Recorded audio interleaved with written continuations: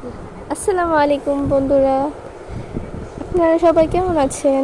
আশা করি আলহামদুলিল্লাহ, আল্লাহর রহমতে আপনারা সবাই ভালো আছেন। আমিও ভালো আছি। কি খবর আপনাদের সবার?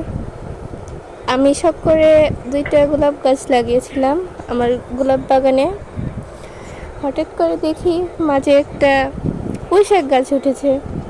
এখন কি করো? আম্মুকে বলেছি যে পুঁইশাক গাছগুলো একটু কেটে দাও। আম্মু বলছে আচ্ছা কেটে দেব।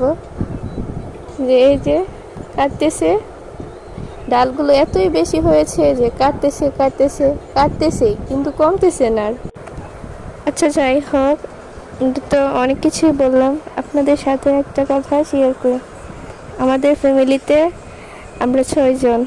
আমার দাদা দাদু, আমার বাবা একজন সৌদি প্রবাসী, আমার আম্মু একজন গৃহিণী, আর আমরা 2 বোন। আমি বড় আর আমার বোন ছোট। আমার আম্মু একটা ছোটোখাটো কৃষি করে, ঘরে হাঁস মুরগা যাতে প্রায় অনেক কিছুই পালে। আচ্ছা যাই হোক, অনেক কিছুই তো বললাম।